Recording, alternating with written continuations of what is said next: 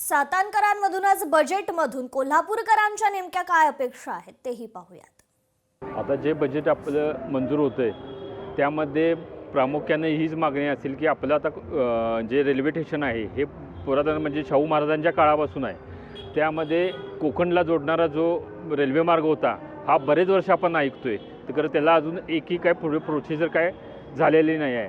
त्याचबरोबर मुंबईला जाण्यासाठी ही संध्याकाळची एकच रेल्वे आहे। माझं असं म्हणणं आहे की इथून वंदे भारत ही मुंबईपर्यंत चालू व्हायला पाहिजे, त्याचबरोबर ती दिल्लीपर्यंत बी चालू व्हायला पाहिजे। रोजगार निर्मिती जी आहे, कारण आपण बघितलं तर बहुतांश युवक हे बेरोजगार आहेत, ते त्या बाबतीत कुठंतरी केंद्राने काहीतरी ठोस आपलं पाऊल घेतलं पाहिजे।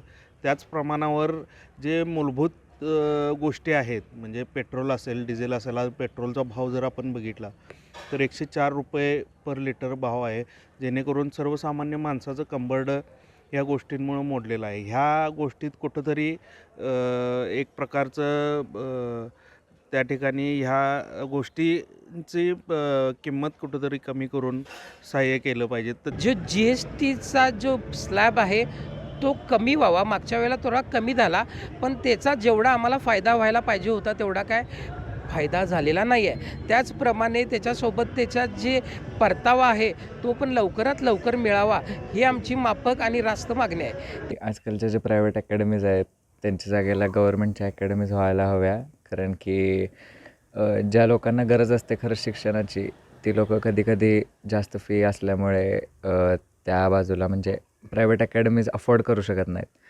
पण मला एवढंच वाटतं की गव्हर्नमेंटनं मदत करावी, कमी म्हणजे जे आत्ता प्रायव्हेट अकॅडमीज आहेत त्यांना विचारावं, म्हणजे असं हे करावं की त्यांना गव्हर्नमेंटला शिफ्ट करायला हवं। आत्ताचं दर आणि मागच्या एक 10 वर्षापूर्वीचा दर खूपच फरक पडलेला आहे। महिलांनी घर चालवायचं कसं, तर महिलांना आता नुसतं योजनेचं माध्यमातून तरी एक केंद्र सरकारनं काहीतरी योजनेच्या मार्फत त्यांना सुखसुविधा द्याव्या, ते तरी ॲटलिस्ट नुसतं कागदपत्र नाही तर कागदपत्राच्या होऊन ते महिलांपर्यंत पोचाव्या।